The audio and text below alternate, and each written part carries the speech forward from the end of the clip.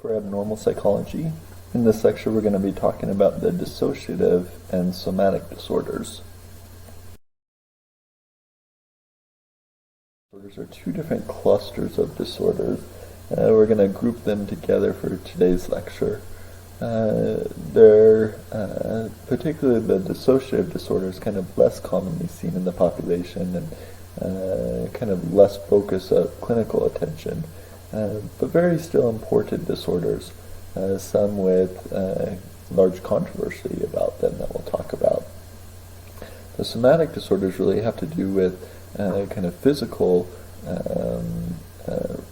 reactions in our kind of relationship between mental and physical states. We'll talk about these. Some of these are more common, and particularly conversion disorder is where the field of psychology and clinical psychology had its start really in studying that disorder. But still these disorders are less common and less focus of clinical attention than many of the other disorders that we've talked about so far, such as depression and bipolar disorder, anxiety disorders, PTSD, OCD, and things like that.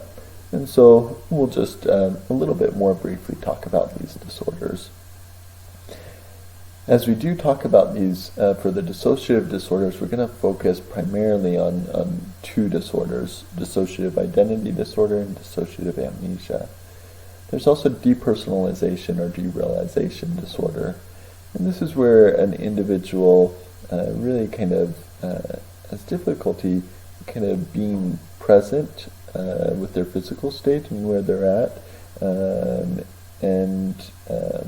We'll talk about that a little bit in terms of what dissociation means in general. And then finally, for the somatic disorders, we're going to cover the first three of them and very briefly just touch on factitious disorder. About dissociative disorders, we can think back to something I mentioned in our lecture on PTSD. In that lecture I talked about one of the symptoms within criteria B, if I'm remembering right, was dissociation. With dissociation, what we're talking about is really a detachment that the individual has from either their physical state, a detachment of their mind from really their body, or a detachment kind of from their surroundings. When somebody dissociates, they're not fully present. And we can see how this would be part of somebody's reaction to PTSD. When somebody's in a crisis moment or in a traumatic situation, it's adaptive to kind of detach oneself from that situation. But after the trauma is over, that continued detachment, and when there is no longer a danger, can then cause problems. That's kind of what these disorders are about, and hopefully as we talk about them specifically, you'll get a clearer sense of what this is. What we want to talk about is dissociative amnesia. Dissociative amnesia is when an individual has an inability to recall important autobiographical information. So information about themselves, information about their surroundings, information about their past. Usually this happens surrounding that traumatic event. And we mentioned how this was a symptom of PTSD, how they have difficulty remembering the event surrounding the trauma. But with dissociative amnesia, it usually is taken kind of a step further. And there are two types. There's the localized or selective dissociative amnesia, as well as the generalized.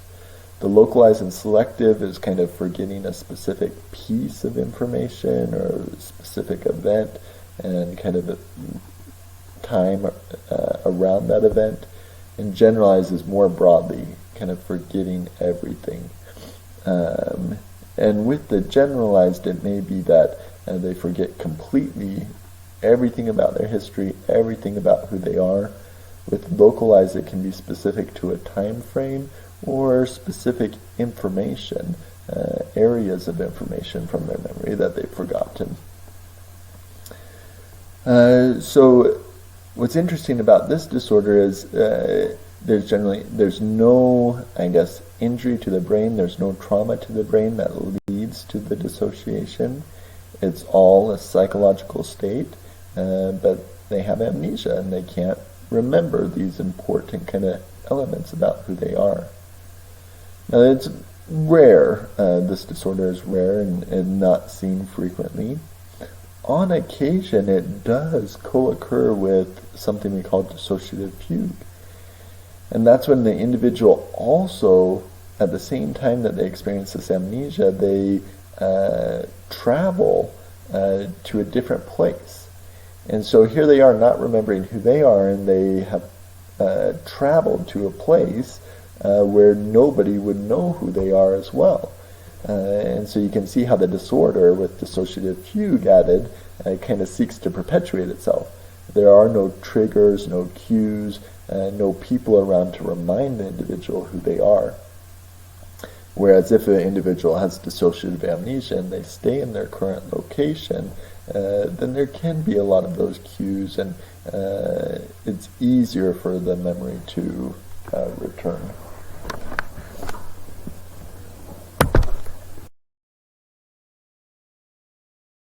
Before, with dissociative amnesia, there's no physical neurobiological damage that causes the amnesia, no trauma to the brain, explanation why somebody would forget. It's all psychological. And these individuals, as they have the memory loss, particularly, well, with generalized, they don't remember anything, and that can kind of put them off. They can realize that they don't know who they are. But when it's selective, then these individuals are typically unaware that they've even lost the memories. And so it's kind of a mystery to them, and it may be frustrating for others around them, but to them, they're completely unaware of it. It's estimated about 2% of the adult population at some point will experience some type of dissociative amnesia. Now, it doesn't mean that that's necessarily going to be the clinical disorder. It may not be causing problems or impact their life in any way. And the generalized, where they forget everything, is very rare, much more rare than just the episodes of forgetting. Further, kind of this data that we have, the 2% of the adult population, is only based on one small study, and there really hasn't been much research done into dissociative amnesia, so we're less clear on what this actually looks like in the general population. With dissociative amnesia, the onset is usually very sudden. It's kind of flip of a switch type thing. And when it's sudden like that, remission is usually sudden too, where all of a sudden there's been enough triggers or enough cues or enough that the individual comes back to kind of full awareness of all the things that they forgot. It can be gradual though on occasion, but usually it's kind of that sudden remission. And that memory loss can be, they can have memory loss for short periods, or they can forget their entire life and personality. And that's usually the cases that we kind of hear more about in the media. And I want you to go ahead and make sure to watch the video that I posted. I posted 2 videos on Moodle for this week. One of them in particular was about dissociative amnesia and an individual who experienced kind of that complete memory loss around the time of his wedding. And I know that there's been some movies about that, but check it out, see what you think. Why dissociative amnesia happens is not really clearly known. I want you to think about, I have group discussion on my side, but I want you to more just think about for a minute How do you think this can be protective? Why would our body ever want to create a dissociative amnesic state?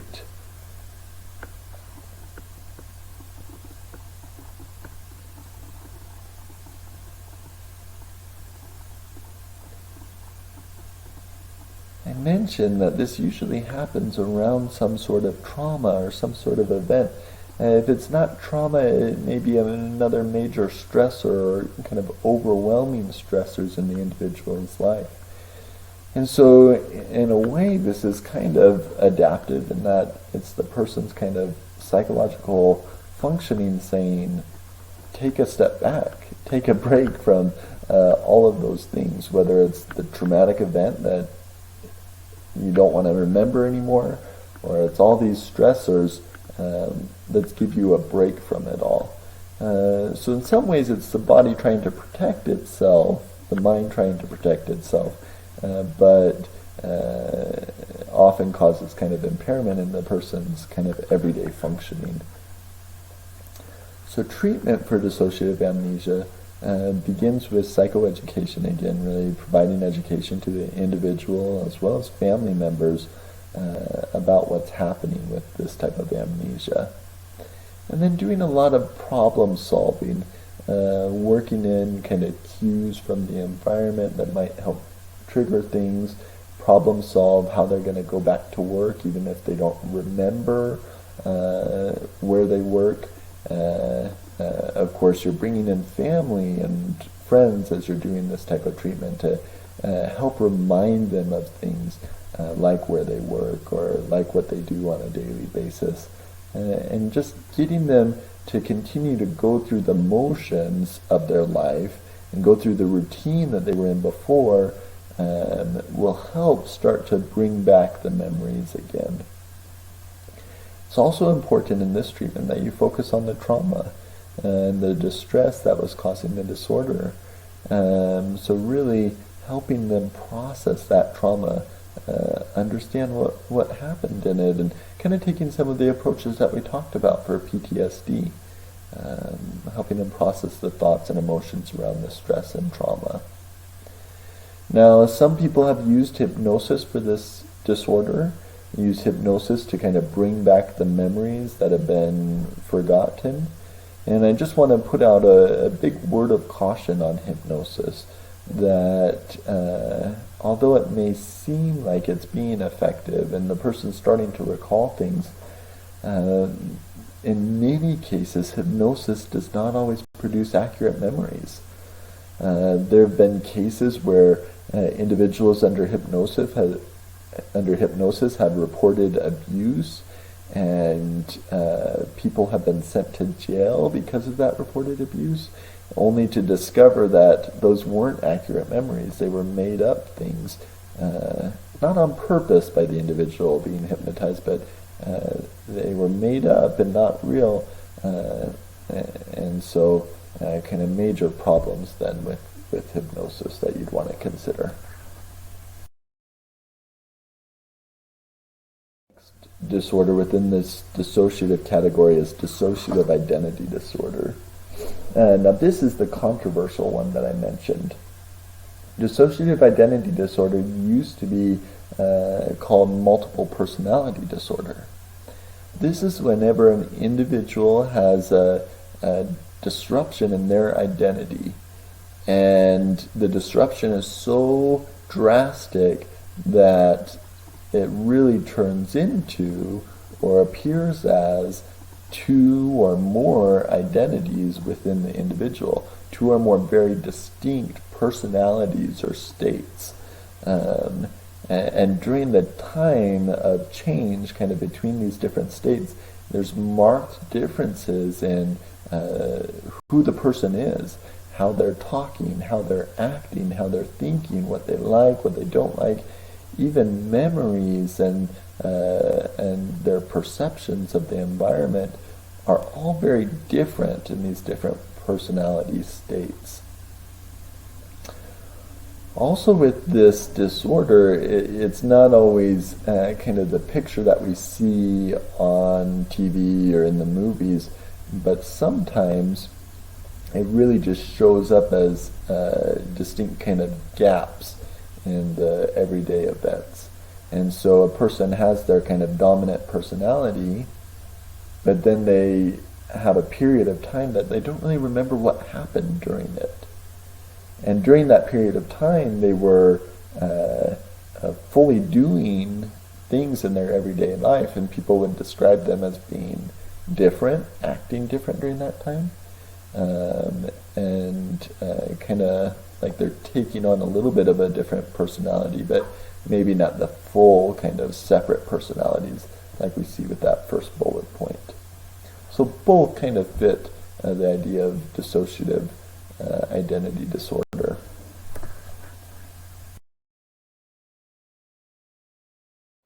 You know, I've never worked with and never seen a client that I would say is even close to receiving a diagnosis like this.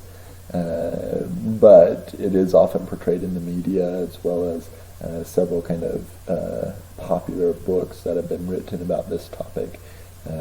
One of the most recent movies that I've seen is Split, which was interesting and kind of a fun, interesting movie, but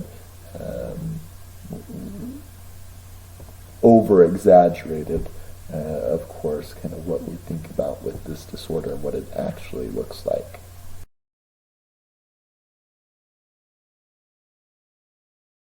Little is known about this disorder.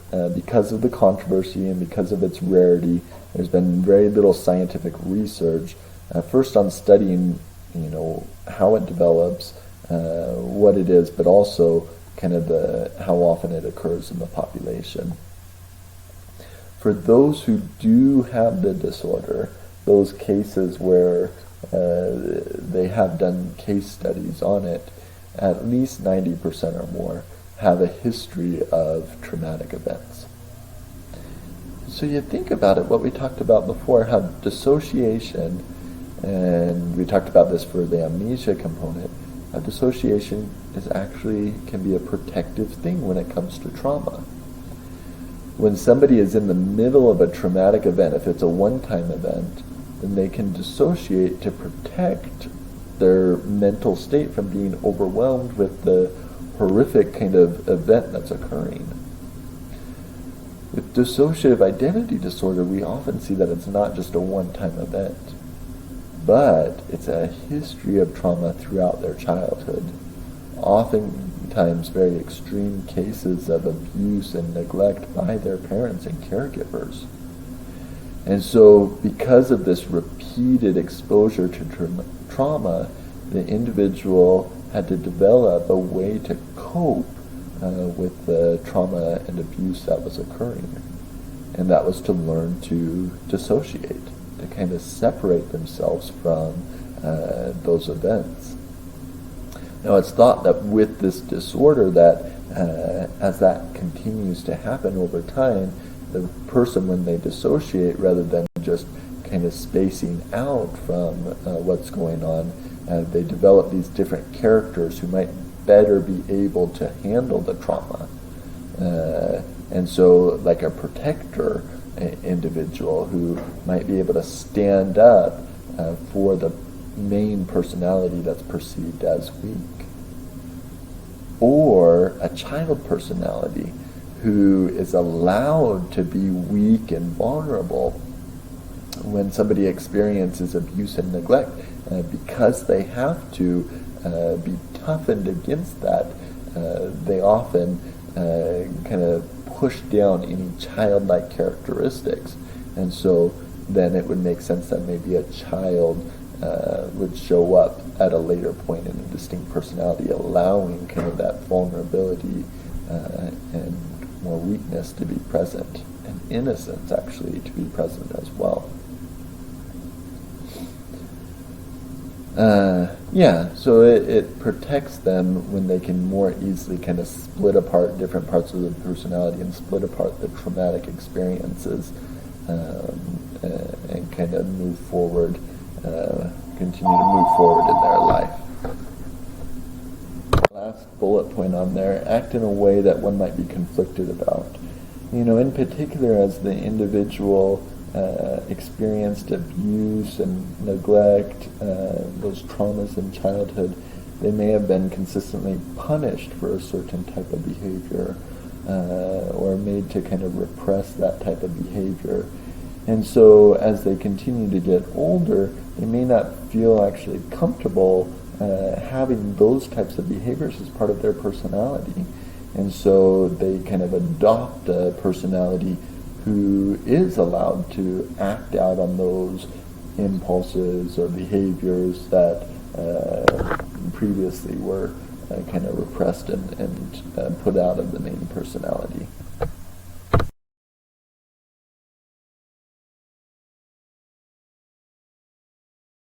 There's no real evidence-based treatment. Like I mentioned, very little research has been done in this area, but there are some techniques that have generally been talked about as being helpful in the literature.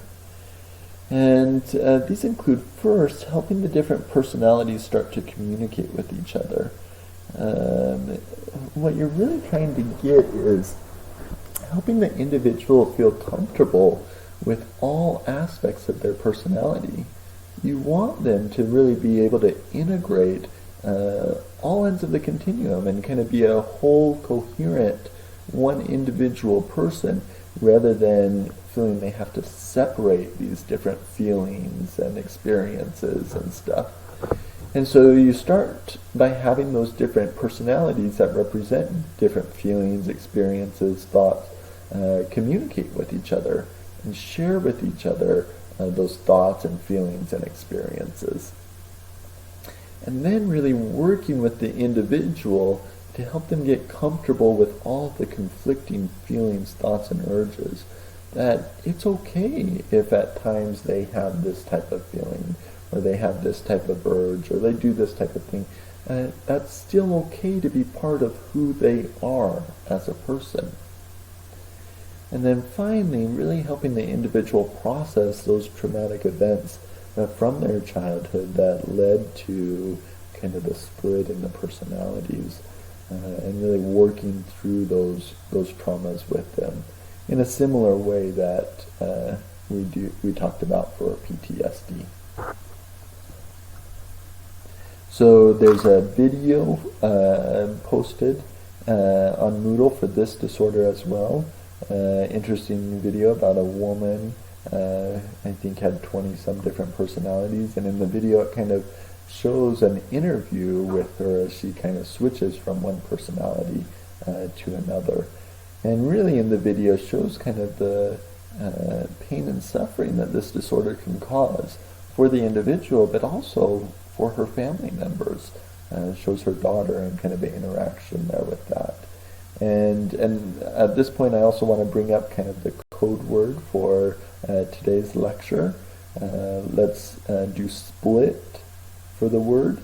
So type split into Moodle to get credit for the lecture for this week. To the somatic disorders. Again, the somatic disorders focus on the physical body and kind of our mind's interaction with that physical body. Ways that we kind of worry about things physically related, or just physical reactions when there's only really a psychological reason for the physical reactions. So you can kind of see why we group them with the dissociative disorders, or why I'm presenting them both together, because both of them have some type of overlap between that interaction between the mind and the body. Talk about is illness anxiety disorder. Illness anxiety disorder is when an individual has a preoccupation with having or acquiring a serious illness. They believe that they are sick. They believe that they have some illness in some way, or are very worried that they're going to get this serious illness in some way. Now, with this illness anxiety disorder, there are no actual somatic symptoms. So there's nothing to really say that they are sick or they should be worried. And even if there are some somatic physical symptoms present, very mild in comparison to the intensity at which they believe that they're ill. These individuals have just high levels of anxiety then about their health and being ill, and that becomes the central kind of feature of their personality and the central focus of their life.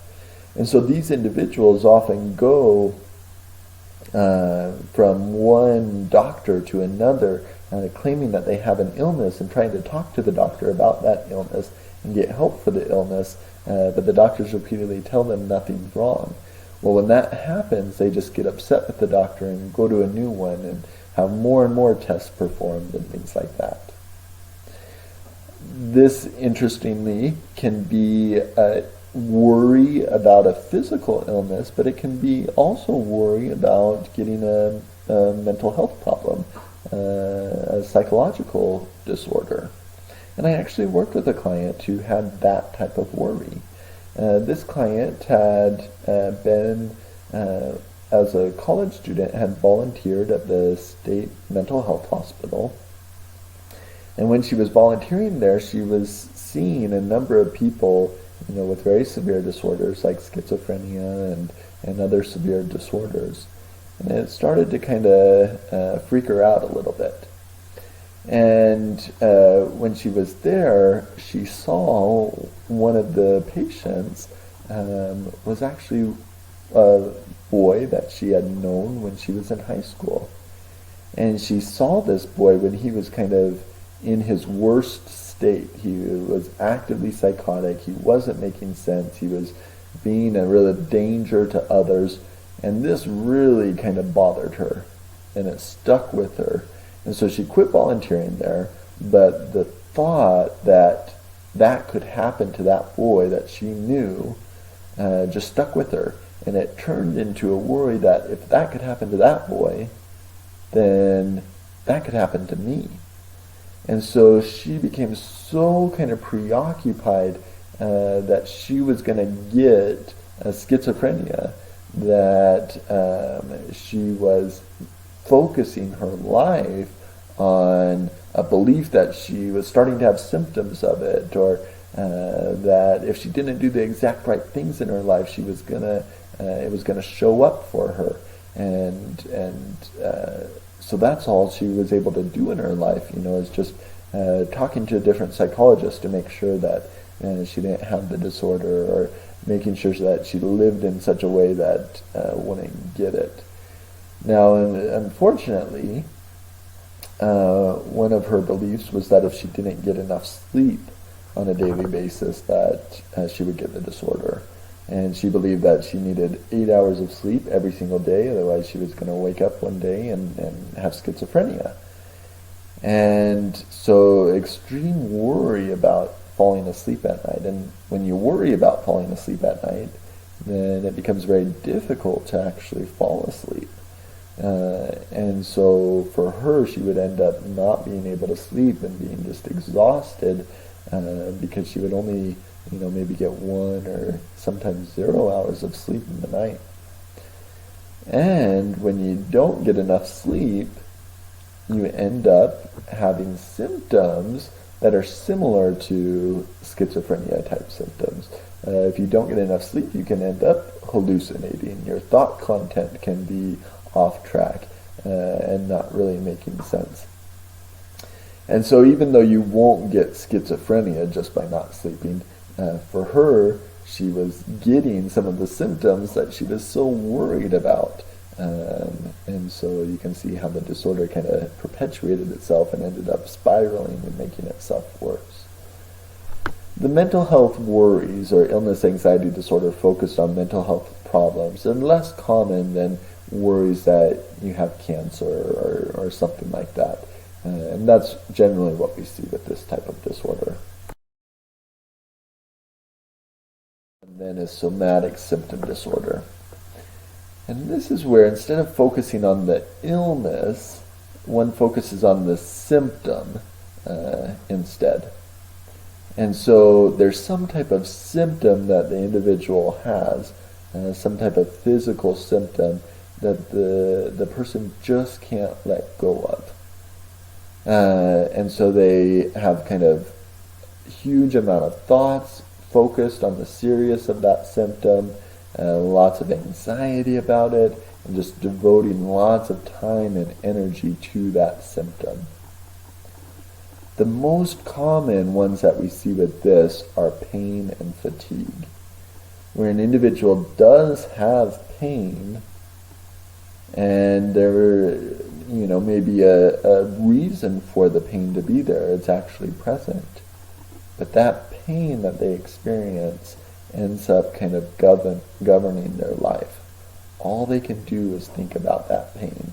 All they can focus on is that. And that pain takes up all their time and attention.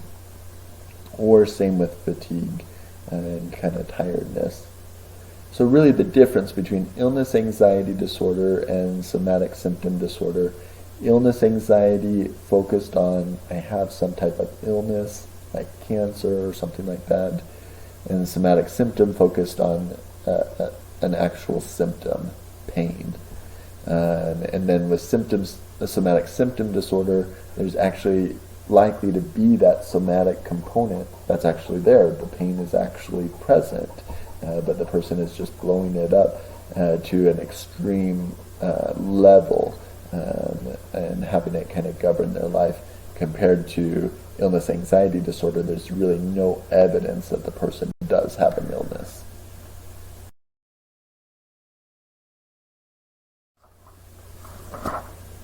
The next one is conversion disorder. Like I mentioned, this is where the field of clinical psychology actually started, was with this disorder.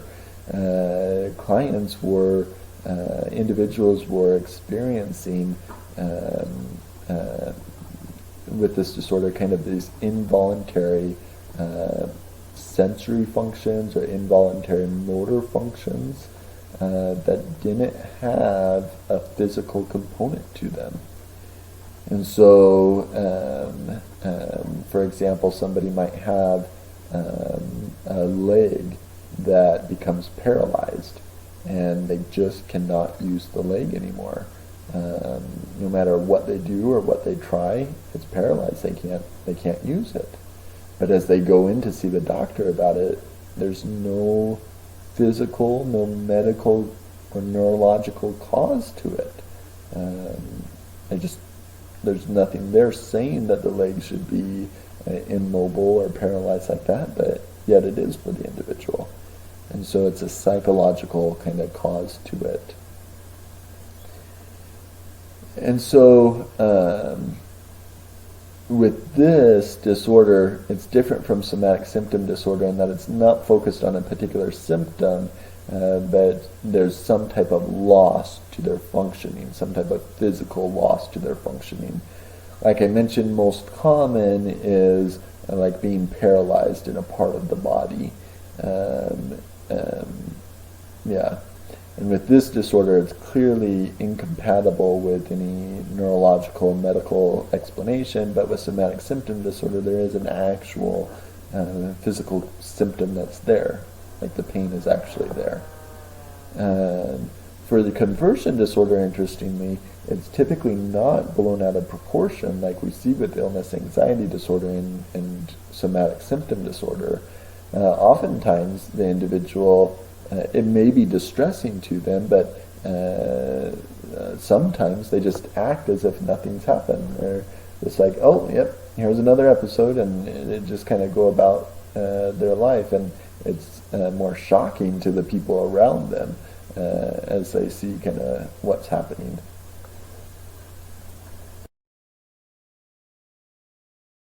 I want to mention and it's factitious disorder. And I just want to talk about this just very briefly, but factitious disorder is whenever an individual falsifies. They make up a disorder because they want to present themselves as ill. And I guess a question to think about, why would any individual ever want to present themselves as being ill or having an illness or a disorder?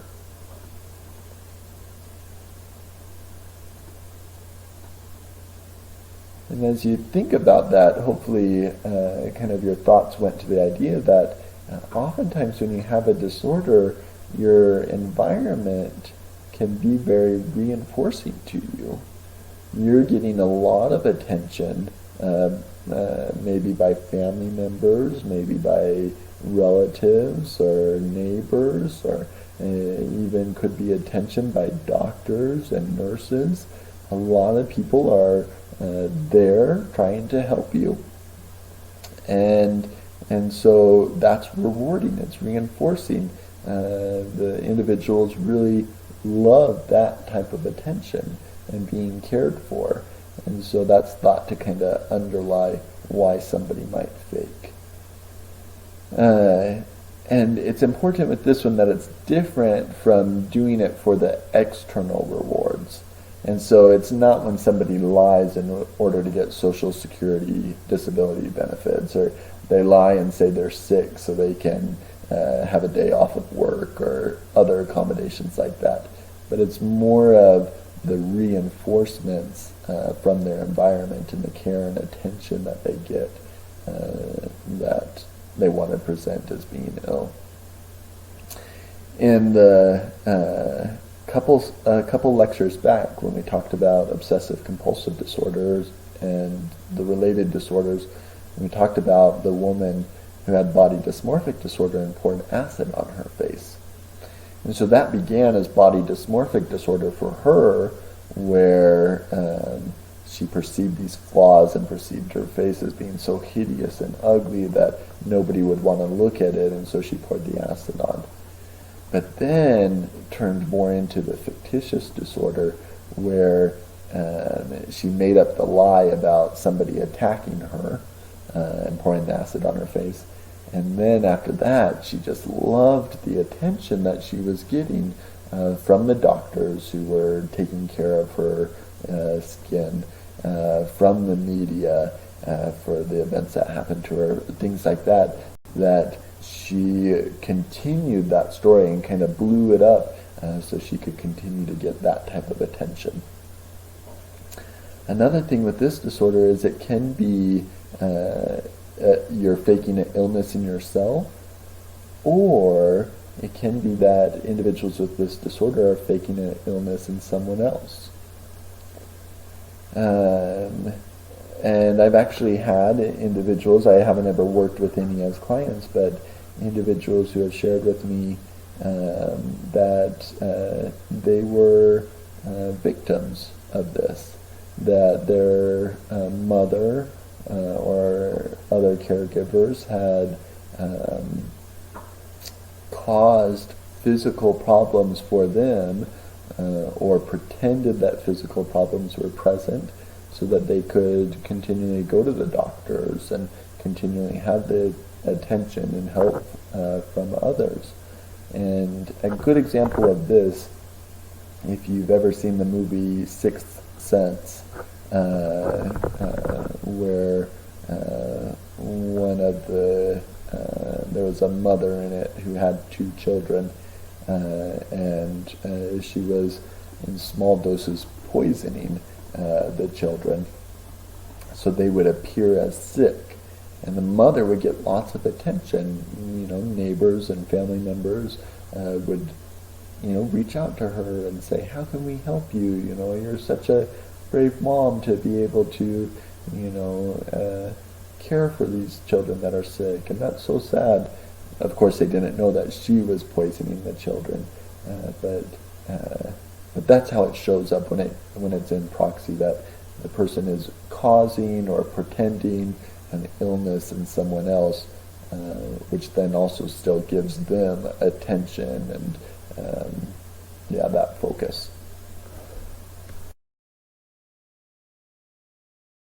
And somatic disorders, again, enter the code word that I mentioned in our earlier slide, and to get credit for this lecture.